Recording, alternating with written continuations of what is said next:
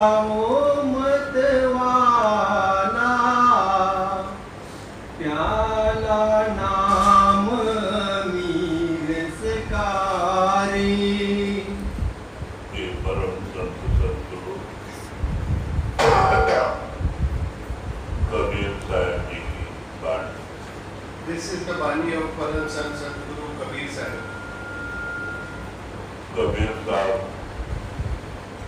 और जितने भी संत महात्मा हुए हैं उनका पानी में हमारे आप जैसे कहते हैं कि आत्माओं को जागृत करना। Kabir Sahib in his Bani, like all the saints in their Banis, try to awaken people like you and me.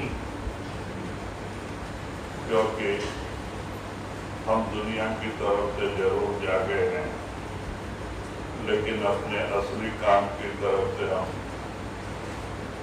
दूर हैं, सोए हुए हैं।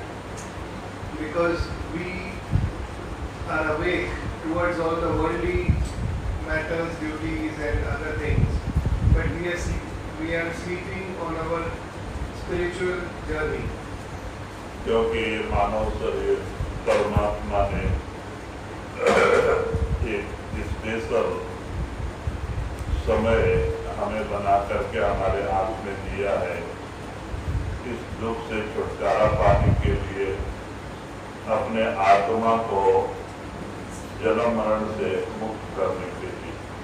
God Almighty has given this very special opportunity. He has created this special human life form for us to get free from this ocean of life and death. और ये काम हम इसी शरीर में कर सकते हैं जो दूसरे शरीर में नहीं कर सकते। And we can tread on this spiritual journey only in this life form and not in any other life forms. क्योंकि इस शरीर को परमात्मा ने स्पेशल तरह से बनाया है, इसके अंदर जो भी बाहर रचना परमात्मा ने किया है, सब इस शरीर के अंदर रचना करके अपनी सारी बात साथ रख के आप ही अंदर बैठा है। He has made this human form in a very special way. Whatever is there outside, everything is contained within the human body, and he has kept his entire kingdom within this human life form, and he is himself also residing inside in this human life form. ऋषियों मुनियों ने इसे नर नारायण शरीर कहा है। करोड़ों जन्मों के पुण्य से हमें ये मानव शरीर का समय परमात्मा दया करके देता है। Rishis and Munis, sages, they have called this life form as a life form where one transcends from being a human to God Almighty. अगर ऐसा सुंदर समय परमात्मा ने दिया, अगर हमने अपने आत्मा के उद्धार का काम नहीं किया तो और सब काम करके कोई फायदा नहीं। So when we have this life form and we have this opportunity, if we ignore the spiritual path and we do everything, however important that may seem, we have wasted this very special opportunity. क्योंकि जिस दुनिया को हम सच माने बैठे हैं, ये दुनिया अंत समय में जब हमारा साथ छोड़ने लगती है तो हमें बड़ा दर्द होता है और हम पश्चाताप करते हुए यहाँ से जाते हैं। Because the world that we hold so dearly, when our time to depart comes, at that time we have to leave everything, we have to leave this world behind. And that is the time that we are very disappointed in how we have to leave all of these things behind. तो इसीलिए महात्मा जागृत करते हैं कि परमात्मा ने दया करके बड़ा कीमती समय आपके हाथ में दिया है, इस दुख से छुटकारा पाने के लिए, अपने आत्मा को इस दुख से मुक्ति दिलाने के लिए।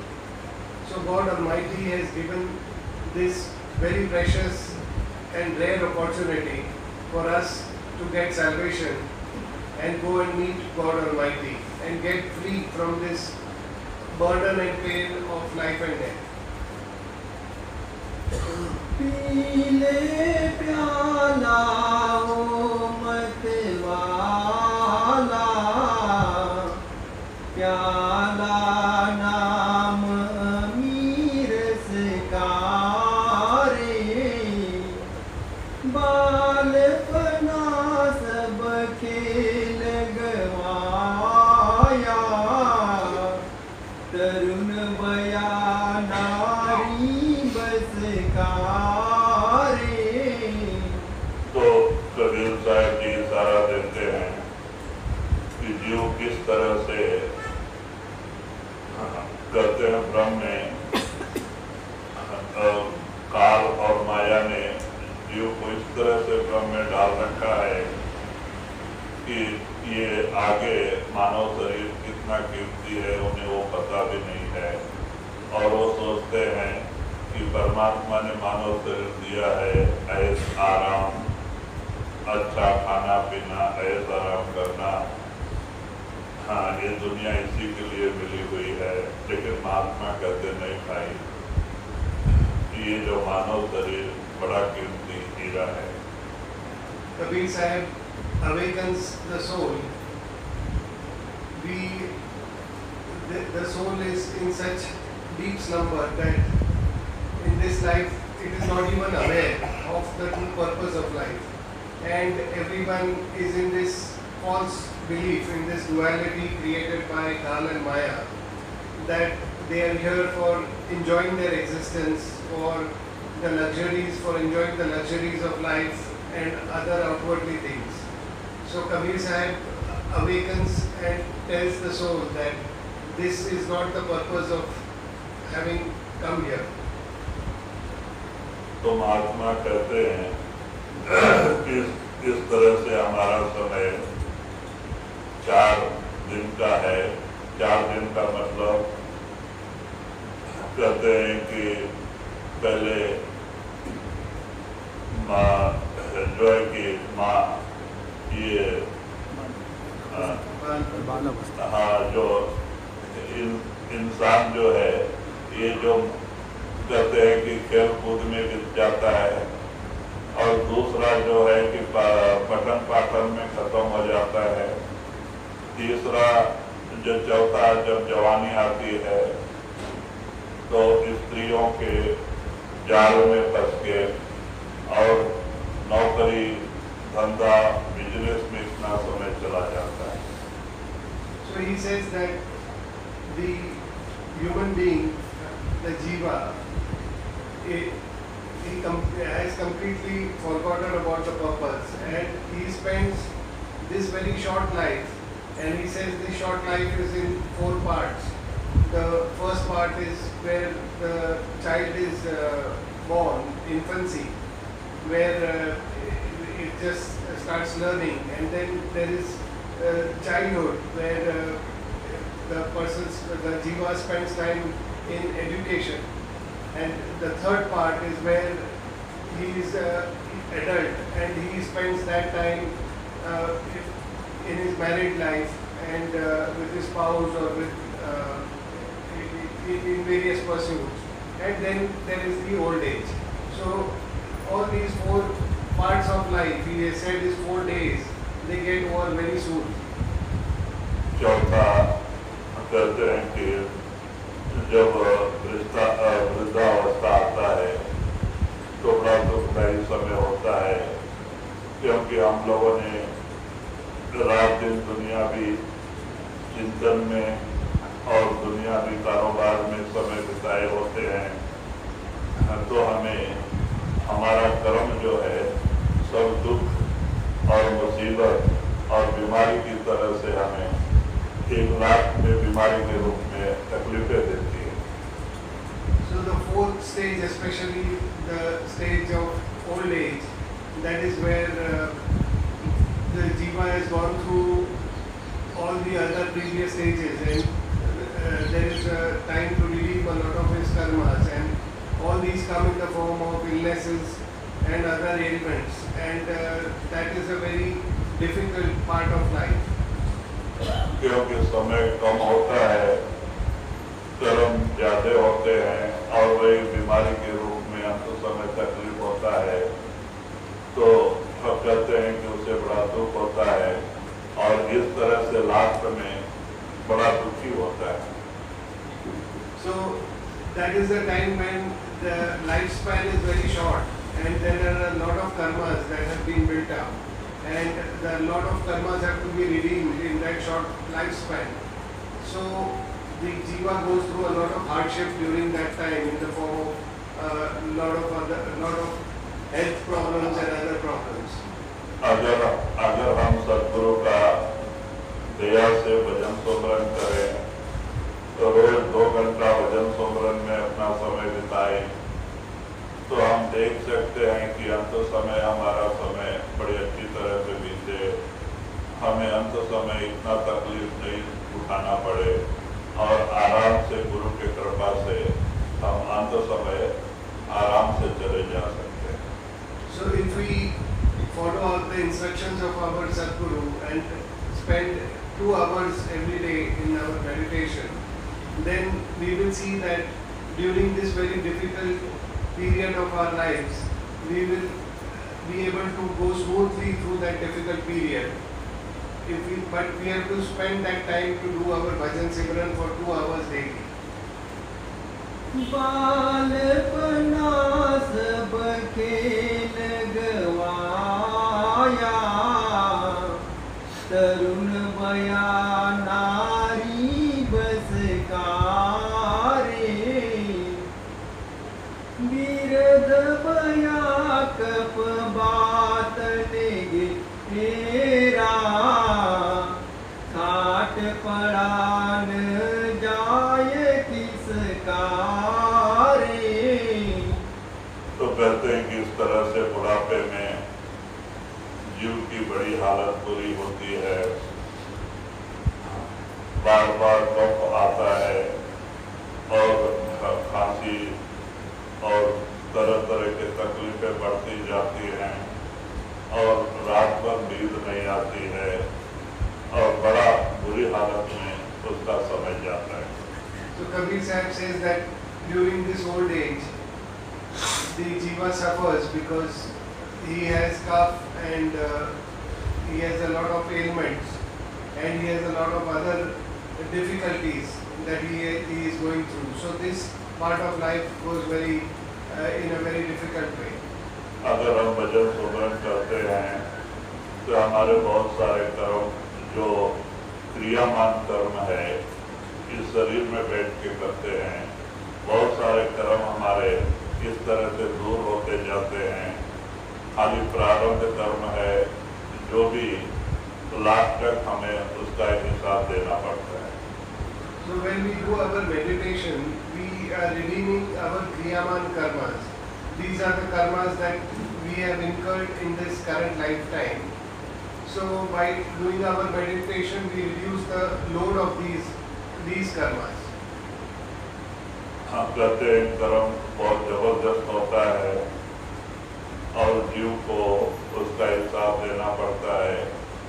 महाराज जी एक कहानी बताते थे. ये जयमल सिंह महाराज जी के समय की बात थी और मोतीराम टेलर एक बड़ा प्रेमी जयमल सिंह महाराज जी का शिष्य था और उसने ये ख्याल किया था कि अगर मोतीराम टेलर को नाम दिला देंगे तो बड़ा आदमी है, आगे नाम और उसका ये चर्च बढ़ेगा, बड़ा आदमी रहने से उसको हम लोगों को इसका फायदा मिलेगा. तो इसके लिए वो बार बार प्रार्थना करने लगे. In this regard, Sanji used to relate a story. This is of the time of Jaimal Singh Ji Maharaj. He had a disciple, and in the village of that disciple there was this Motiram Taylor, and Jaimal Singh Ji Maharaj's disciple was very keen that Motiram Taylor should be initiated, because if he is initiated, he was a very well-to-do person in that local area, so that would have a good effect on the other people also. So he was very keen that Jaimal Singh Ji Maharaj initiate that Motiram Taylor.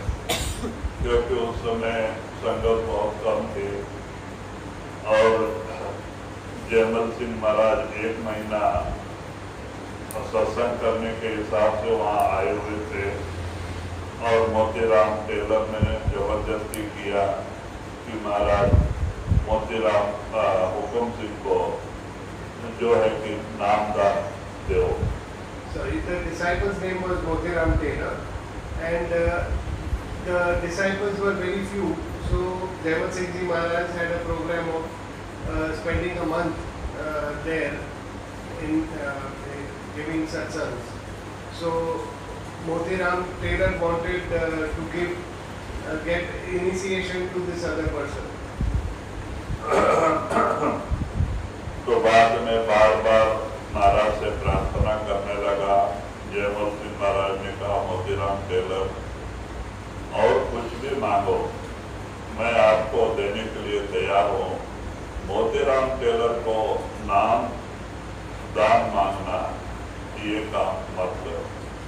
So he was requesting for naam to be given to this person, and Jaimal Singh Ji Maharaj said that you can ask me other things, but don't ask me to give initiation to him. बहुत कुछ जयमल सिंह महाराज ने कहा, लेकिन Motiram Taylor माना नहीं और हुकुम सिंह को नामदान देने के लिए प्रार्थना करते रहा.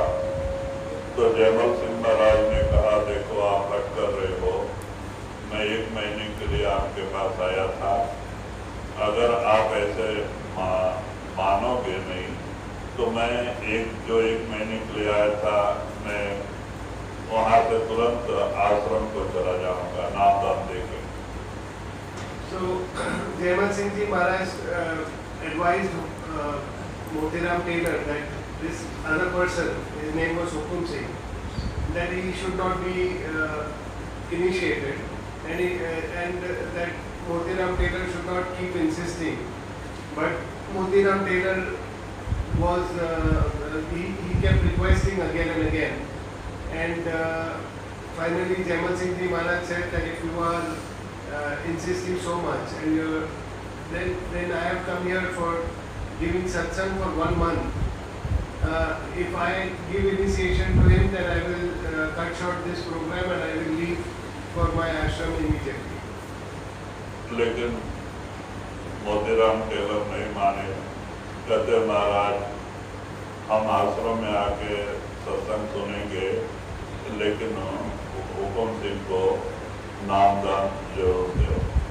But Motiram Taylor kept insisting, and he said that okay, if the program is cut short, then we will come to the ashram and take your darshan. But we request you to give initiation to Hukum Singh. तो बाद में जयमल सिंह महाराज ने कहा, अच्छा घोड़ा गाड़ी तैयार करो और हमारा सामान सब अंदर रखो, मैं नामदान दे के तुरंत यहाँ से चला जाऊँगा. मैं यहाँ पे किसी भी हालत में मैं नहीं रहूँगा, याद चला जाऊँगा. So Jaimal Singh Ji Maharaj told him that okay, then you pack all the bags and keep them ready in the horse cart, and as soon as I initiate Hukum Singh, I will not wait here. I will leave for the ashram. I will leave for Bias immediately. तो जयमल सिंह महाराज ने हट करने से उसको एक कमरे में बुला के बिठा के नामदान दिया, और उसके कर्म इतने जबरदस्त थे हुकुम सिंह का कि कहते हैं कि 8 दिन नरक में तपते हुए तवा पे उसको तपाना था. उसका कर्म बहुत जबरदस्त था. So because Motiram Taylor insisted, Jaimal Singh Ji Maharaj gave initiation to Hukum Singh, and the karmas that Hukum Singh had were very, very bad, and he had to spend, he was destined to spend 8 lives in hell, sitting on a hot plate.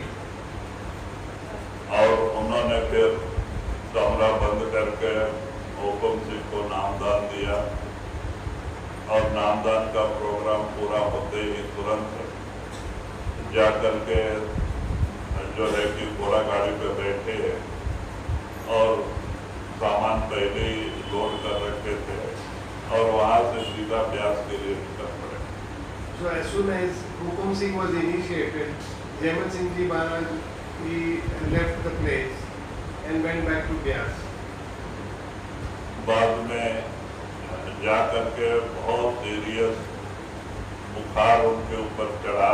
उन्होंने सेवादारों से कहा कि मैं 1 हफ्ता में इसी तरह से रहूँगा और मेरे पास कोई अंदर आना नहीं दर्शन के लिए, कोई मिलने के लिए, कोई चीज़ की हमें ज़रूरत नहीं है, मैं 1 हफ्ता इसी तरह से रहना है। So when he went back to Byas, he instructed all the sevadars there that nobody should disturb him for 1 week. That he was going to be unwell, but he said that nobody should needs to come inside the room, and he will take care of himself during that 1 week. और जयमल सिंह महाराज को बहुत ज़्यादा बुखार चढ़ गया और इतना जोर से बुखार चढ़ा हुआ था कि कमरे में भी गर्मी महसूस होती थी, आग निकल रहा था शरीर से। उन्होंने सबसे आने के लिए मना किया था कि 1 हफ्ता तक मैं पानी भी नहीं पीना, खाना भी नहीं खाना और कोई भी मेरे पास नहीं आना। So that 1 week he felt very sick. He had very high fever, and it was such that even the room was very heated up because of his fever, and there were hot waves coming from him, and he was suffering during this period. Baby रुको जो सेवा में थी वो रोती थी कि महाराज 2 दिन हो गया खाना छोड़ दिया है, कुछ खा भी नहीं रहे हैं, किसी को जाने भी नहीं दे रहे हैं, दरवाजा बंद कर दिया है। तो और सब सेवादार कुछ रोते हुए बैठे थे और धीरे धीरे सांत सिंह महाराज जी को पता चला कि महाराज जी दरवाजा नहीं खोल रहे, 1 हफ्ते के लिए बंद करके रखा है। Devi Rupo, who was doing the seva of Jaimal Singh Ji Maharaj, she was very worried because Maharaj was inside and he was unwell, and none of the sevadars were being able to attend. So gradually this news reached Sant Singh Ji Maharaj also.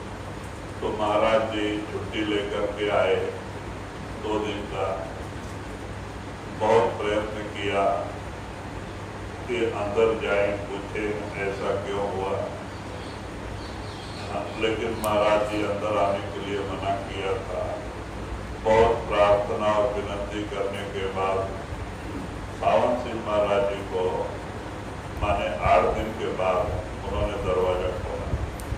So Sant Singh Ji Maharaj took leave and he went to meet and take darshan of Jaimal Singh Ji Maharaj. When he went there, he saw that the door was locked and no one was being allowed to get inside. But then on the 8th day, Jaimal Singh Ji Maharaj allowed Sant Singh Ji Maharaj to come inside. तो बाद में जब सावन सिंह महाराज अंदर गए और चरणों में नमस्कार करके बैठ के प्रार्थना करने लगे कि महाराज ये तकलीफ आपको क्यों आई, कारण क्या है। So when Sant Singh Ji Maharaj went there, he bowed down to Jaimal Singh Ji Maharaj and asked him why, as to what was the reason for this suffering of his. तो जयमल सिंह महाराज कहते हैं कि बेटा ये मत पूछो, ये बताने वाली बात नहीं है। So So Jaimal Singh Ji Maharaj told him that don't ask me, this is not something to be told. लेकिन साउंड सिंह महाराज चरण पकड़ लिए, कहते नहीं आप जरूर बताओ कि आपको ये तकलीफ क्यों आई। तब जयमल सिंह महाराज कहते हैं आप हमें वचन दो कि जब तक मैं शरीर में रहूंगा ये बात तुम किसी को बताओगे। But Saman Singh Ji Maharaj insisted and he prayed to Jaimal Singh Ji Maharaj to tell him the reason. So Jaimal Singh Ji Maharaj told him that I will tell you provided you do not disclose this till I am in this physical form. तो बाद में sound Singh महाराज ने जवाब दिया कि आप जब तक शरीर में रहेंगे ये बात मैं किसी के सामने खुलासा नहीं करूंगा, आप जरूर बताओ। So Saman Singh Ji Maharaj promised him that he will not disclose to anybody till Jaimal Singh Ji Maharaj was in his physical form. So he requested Jaimal Singh Ji Maharaj to tell him. तब जयमल सिंह महाराज कहते हैं कि देखो मैं 1 महीना के लिए ये फलाना गांव में गया था जहाँ मोतीराम टेलर रहता है। मैं 1 महीना उस एरिया में सत्संग करना था, लेकिन मोतीराम टेलर ने जबरदस्ती हुकुम सिंह को नाम दिलाया जो कि उसके भाग्य में नाम नहीं था। So Jaimal Singh Ji Maharaj told him that look, I had to go to this village for satsang for a month, but then Motiram Taylor there insisted that I give initiation to Hukum Singh. Now, Hukum Singh was not destined to be initiated. तो कहते हैं कि वो हट करने से मैंने उसको नाम देना पड़ा और उसका 7 जन्म नरकों में तपते हुए तवे पे तपाना था और मैंने वो 7 दिन में काल को हिसाब दिया और इसीलिए मैं 1 हफ्ता तक बाहर नहीं आया, न पानी पिया न खाना खाया। And therefore, on being insisted so much, and because Motiram Taylor was stubborn about it, I relented and I gave initiation to Hukum Singh. Now Hukum Singh was destined to go to hell and spend 7 lives, and those 7 lives he was supposed to be tortured sitting on a hot plate. And I redeemed that very heavy burden of karmas of Hukum Singh, and each day was equal to a life in hell. And I have redeemed those karmas over the last 7 days where I have not had water or food. तो कहते हैं कि इस तरह से 7 दिन में इसको काल का हिसाब मैंने चुकाया क्योंकि उसको हट किया, नाम देना जरूरी था और इसलिए उस कर्म को मैंने 1 हफ्ता इस तरह से वो कर्म को चुकाया, काल का हिसाब चुकाया। तो कहते हैं कि इसलिए हमें तकलीफ हो गया। So that is how I have redeemed the karmas of Hukum Singh, and I have gone through this suffering for that redemption of those karmas. तो साउंड सिंह महाराज जी जब तक जयमल सिंह महाराज जी शरीर में रहे उन्होंने इस बात को कभी प्रचार नहीं किया, लेकिन जब जयमल सिंह महाराज शरीर छोड़ गए तो वो एक कथा के रूप में कहानी हमेशा सत्संग में बताते थे। So when Jaimal Singh Ji was there, Saman Singh Ji maintained he was discreet about it. He never mentioned this. But after Jaimal Singh Ji Maharaj left his body, Saman Singh Ji Maharaj used to mention this. He used to say this a number of times. He related this story a number of times.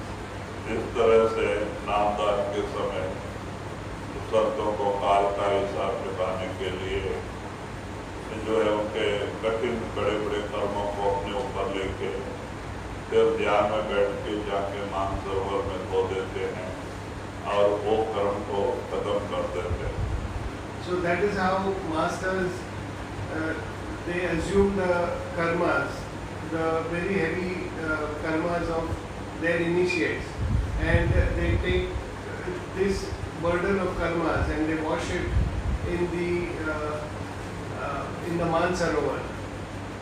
और जो प्रारब्ध कर्म है उसके ऊपर एक शरीर होती है, वो भी भजन सुमरन करा के और कुछ सदगुरु की कृपा से, हालांकि प्रारब्ध पूरा खत्म नहीं होता है, लेकिन क्रियामान कर्म जरूर कट जाता है सोदन से. The burden of the prarabdha karmas that the disciple has to go through and redeem, because the life is cast on those prarabdha karmas. So the masters do not disturb those karmas. But the kriyaman karmas, which are the deeds that the disciple incurs during his lifespan, those are the deeds that the disciple can redeem by doing simran and bhajan. बिरद भया cup बात निगेरा आट पड़ान जाए किस तारे नाभि कवल बीच एक तूरी देश मिरग फिरे बनकारे. फिर वही कबीर साहब जी कहते हैं कि जैसे मृग के नाक में कस्तूरी होता है और जो सुवास में है, सुवास है, वो नाभि स्थान से बाहर आता है, लेकिन उस मृग को मालूम नहीं, और वो सोचता है कि कहीं घास से आ रहा है या तो कहीं पेड़ के फूल के यहाँ से आ रहा है, और यहाँ वहाँ वो चक्कर ढूंढते हुए घूमता है. So Kabir Sahib gives an example of how we are going about our lives. It is like the musk deer. The musk deer has musk within itself, but this fragrance of the musk, it doesn't know that it is emanating from itself. Instead, it searches at different places to try to find out where that fragrance is coming from. इसीलिए कबीर साहब इशारा देते हैं इस तरह से, परमात्मा अपने अंदर बैठा है, लेकिन लोग मालिक को ढूंढने के लिए कहीं कंदराओं में, गुफाओं में, तीर्थों में जाके उस मालिक को ढूंढने की कोशिश करते हैं, जो मालिक अपने अंदर ही बैठा हुआ है. So like that, God Almighty is residing within us, but then the people, the jivas, try to search for that God Almighty outside, in the mountains, in the caves, in the pilgrimages, and in other forms of worship. तो कहते हैं हमें संत जो है नामदान के दिन ये 6 feet के मंदिर के अंदर जाके उस मालिक से मिलने का जो रास्ता है वही सब बताते हैं कि किस तरह से आप ये शरीर रूपी मंदिर में जाके परमात्मा से मिल सकते हैं. So at the time of meditation, that is what the masters explain as to how we go within this temple that has been created by God. This temple, our body, our human body, how we go within and then how we manifest God Almighty within. That is what is explained at the time of initiation. क्योंकि जिस भी कहते हैं कि महात्मा को परमात्मा मिला है, ये मानव शरीर के अंदर मिला है, परमात्मा बाहर ना किसी को मिला है, ना आगे किसी को मिलेगा. So God Almighty is within this human form, and people have, whoever has manifested God Almighty has done so by going within. Nobody has been able to manifest God Almighty outside, and in future also nobody will be able to do so. जैसे फूल में सुगंधी है, मृग नाद में कस्तूरी है, दूध में घी है, दिखाई नहीं देता है, लेकिन जतन और प्रयत्न से घी बाहर आता है। So like the flower has a fragrance, or the musk deer has some fragrance of musk within itself, or like there is clarified butter in milk, but without effort one is not able to get the benefit of that, or one is not able to get it.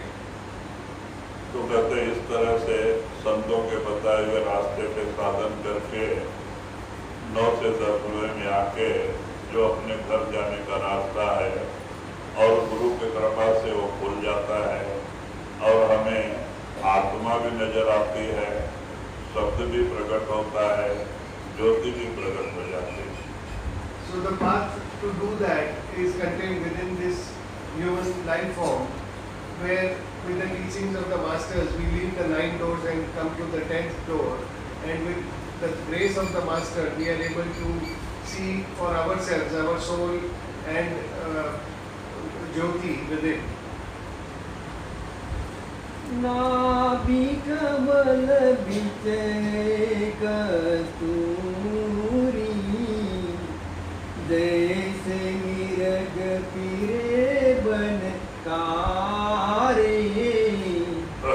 बिन सतगुरु इतना दुख पाया, वैद मिला नहीं सतन कारे।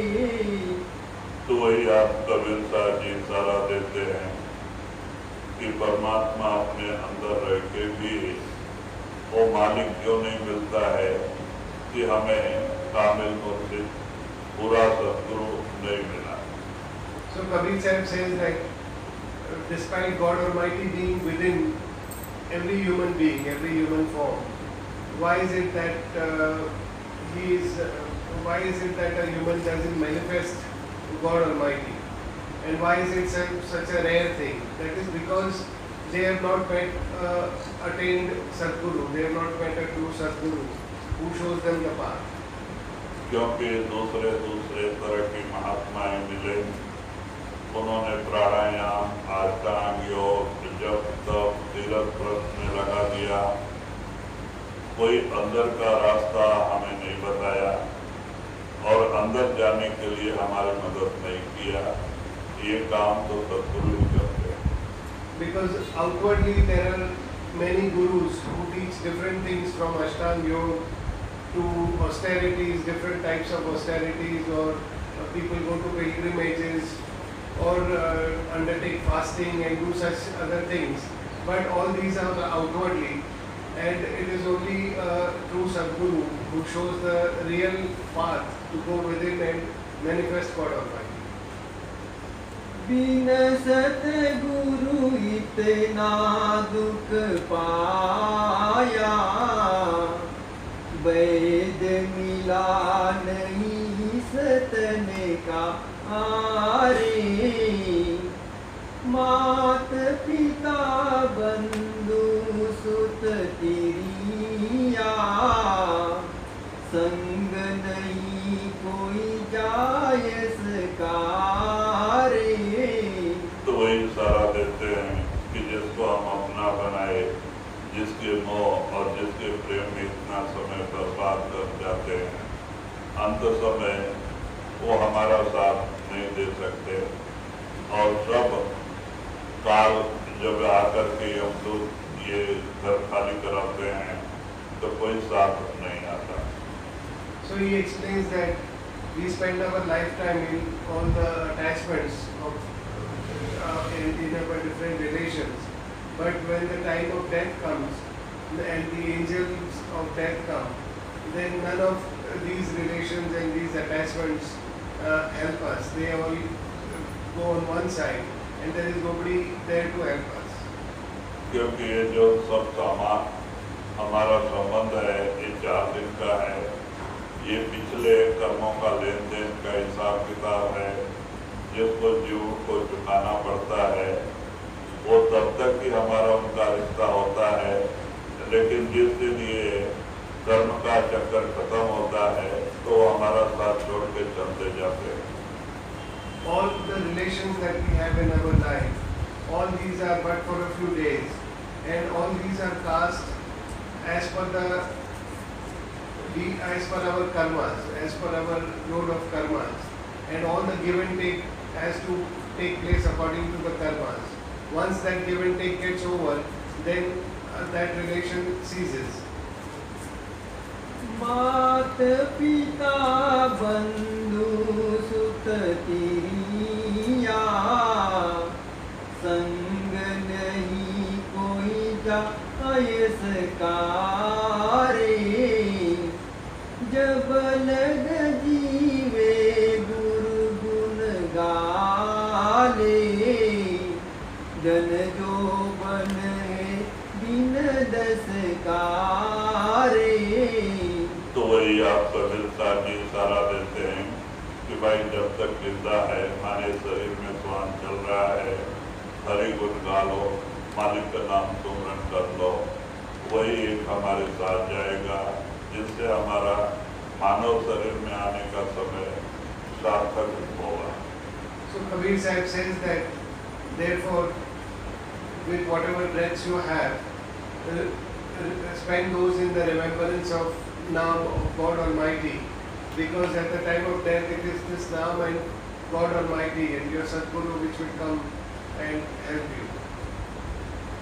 जब लग जीवे गुरु गुण गाले, धन जो बने दिन दस कारे, 84 जो उबरा चाहे, छोड़ कामिनी का चसकारे।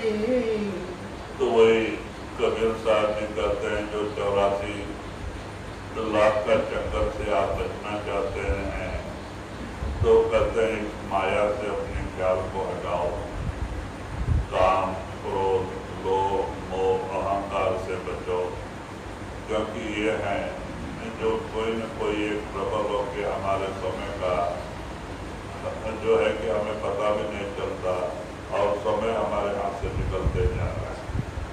So Kabir Sahib says that if you want to get your salvation and you want to make use of this opportunity, then you should save yourself from the weaknesses of the mind created by Kal and Maya, which are your lust, attachment, greed, ego. You should save yourself from these weaknesses, from these burdens, because in everyone's life one or more of these become dominant and they take away this very precious opportunity. इनसे जो मोह है, इनसे प्रेम और प्यार है, वही हमें बार बार 84 लाख में घुमाता है और हमेशा के लिए दुखी बनाता है। It is these and the pursuit of these that takes the jiva back again and again into this ocean of life and death and makes the jiva sad. 84 जो उबरा चाहे, छोड़ कामिनी का चसकारे, कहे कबीर सुनो मई साधो, नकसिक पूर रहा विष का हारे। तो वही आप कबीर साहब जी कहते हैं कि हे साधो, ये सुनो, क्योंकि ये सब जहर है और जो हमारा समय जिसमें बर्बाद हो रहा है, हम अपने असली काम से दूर कर रहे हैं और इनसे बचो। So Kabir Sahib addresses us as sadhu, and he says that you should refrain from being pulled by these weaknesses of attachment, greed, anger, and lust.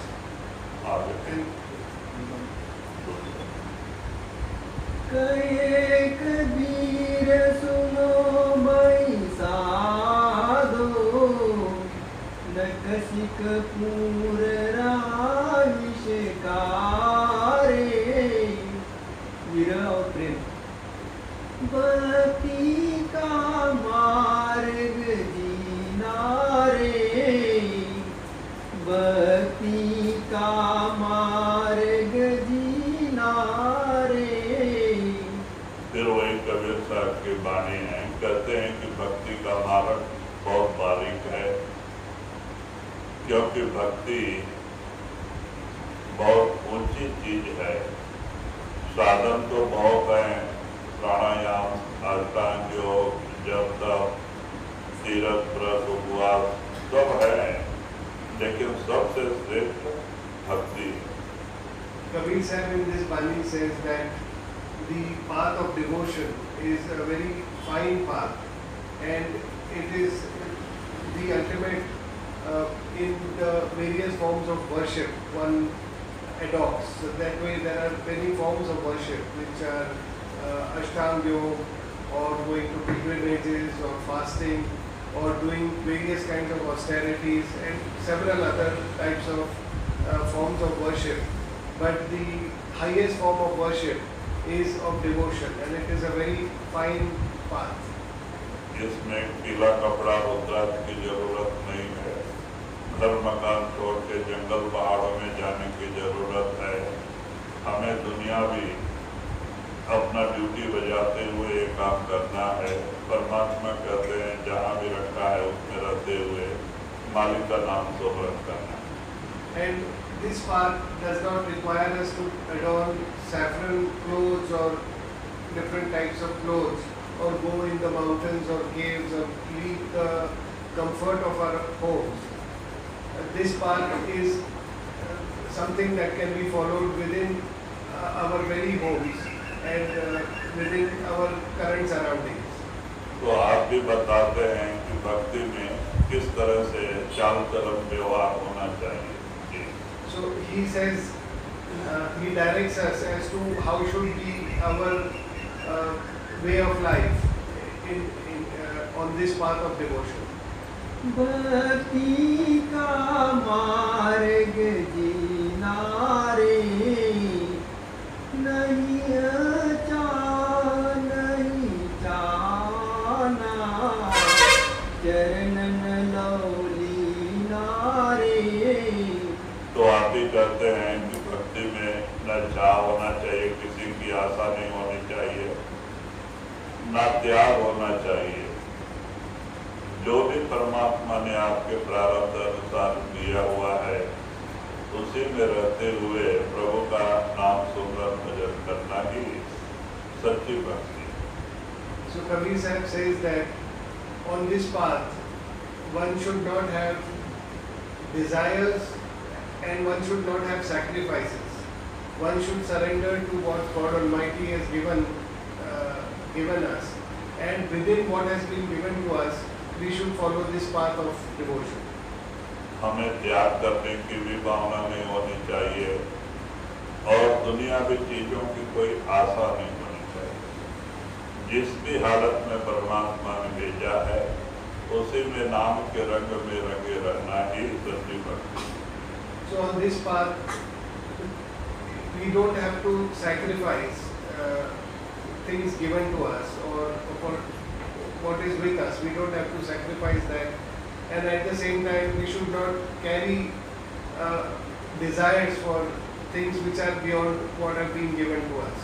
But with whatever we have been given by God Almighty, we should surrender in His will and be happy and intoxicated in the Naam, but during inner lives. नहीं चाहना चरणन लौलीना रे, साधक सत्संग में रहे निस दिन मन बीना रे। तो वही आप कहते हैं कि इस तरह से गुरु के चरण से लौलीन रहे, ध्यान में रहे और साध के सत्संग में रहे, लौलीना रहे। जो साधु संतों का सत्संग मिलता है उसमें प्रेम और प्यार से सत्संग सुने और जो कुछ हम सुनते हैं उस पर अमल करें तो भक्ति का रंग चढ़ता है। So he says that you should continuously be lost in the intoxication and love of your master, at the feet of your master, and take all the opportunities to listen to the satsangs of sants, of saints. And when you do this and you do your bhajan, you will definitely get to tread on this path of devotion and to move forward on your spiritual journey.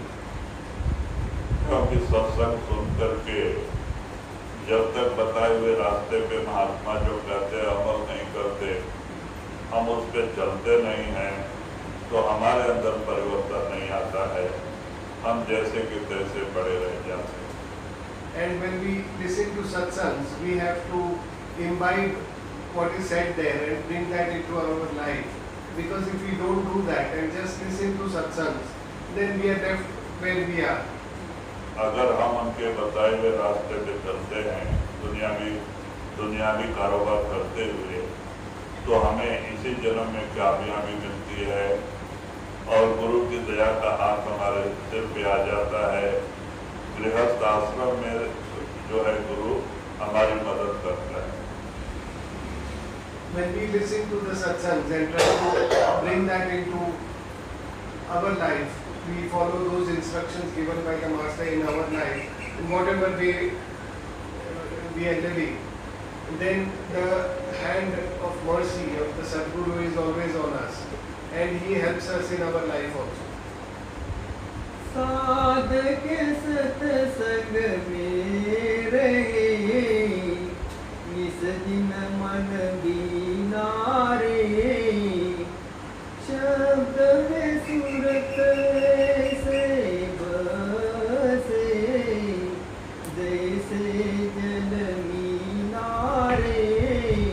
तो कहते इस तरह से जब लौ लग जाती है, हम सत्संग के वाक्यों पे अमल करते हैं और भजन सूत्र से जुड़ते हैं, तो धीरे धीरे हमारा रूहानी सफर स्टार्ट होता है और रूह सिमट के 9 दरवाजे से 10वें में आती है और तीसरी आँख खुल जाती है और गुरु भी प्रकट हो जाता है।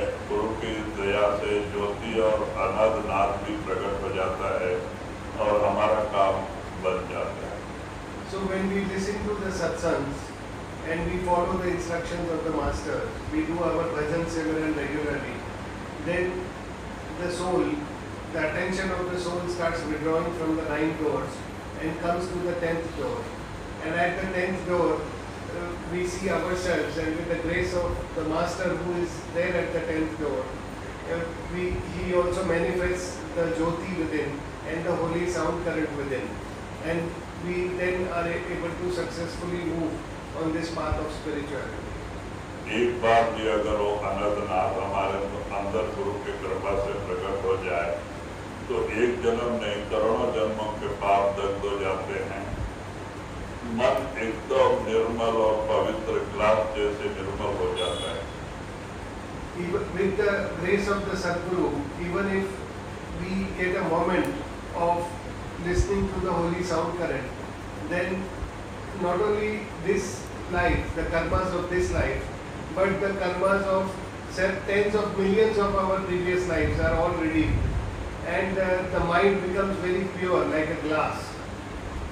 शब्द बड़ा निर्मल है, पवित्र है और हमारा मन और आत्मा दोनों निर्मल हो जाता है। The holy sound current is very, very pure, and when the mind comes in connection with the holy sound current, the mind and soul also become very pure and very pure. शब्द में सूरत से बसे, जैसे जल मीना रे, मानवनी को योत दे, जैसी तेल पीना रे। तो हमारी सुर्ख की क्या हालत होती है? शब्द के साथ जैसे एक मछली पानी से जुड़ जाती है, पानी से अलग होकर मछली जिंदा नहीं रहना चाहती, क्योंकि मछली का जान पानी ही है। चाहे भले आप पानी से निकाल के दूध में डालो, लेकिन मछली जिंदा नहीं रहती। So he says that the state of our soul, our mind, become like that of fish in water, because if fish is removed from the water, then it cannot sustain itself, it cannot live. Like that, when the soul and mind come in connection with the holy sound current, they do not want to leave that. कहते इस तरह से गुरु के चरण से आत्मा जुड़ जाती है, अंदर में गुरु का भी दर्शन होता है, सत्य भी प्रकट होता है। इस तरह से हमारे बहुत सारे कर्म करते जाते हैं। And when the radiant form of the Sadguru, the Master, is manifested within, then at his feet all our karmas are redeemed. मान मणि को योत दे जस तेली पीनारे। तो कहते हैं कि इस तरह से हमारे अंदर से अहंकार खत्म हो जाता है। जो सदियों से हमारे अंदर घर किए बैठा है अहंकार, मैं, मेरा मेरा, वो हमेशा के लिए हमारे अपने अंदर से निकल जाता है। और इस तरह से अहंकार खत्म हो जाता है। जैसे तेली जो है, सरसों या तो मूंगफली का तेल निकालता है तो तेल अलग हो जाता है, और वो जो बाहर निकलता है वो उसमें कोई साफ नहीं होता, वो खाली रह जाता है। माने इस तरह से वो कोई काम का नहीं रह जाता, तेल अलग हो जाता है, खली अलग हो जाता है। तो कहते इसी तरह से मन एकदम निर्मल और पवित्र हो जाता है, और दुनिया को मन लात मार देता है और जाके तब से जुड़ जाता है। So he says that once the mind gets connected with the holy sound current, the ego, which is the biggest weakness of the mind, which is there for eons with the mind, that ego is destroyed.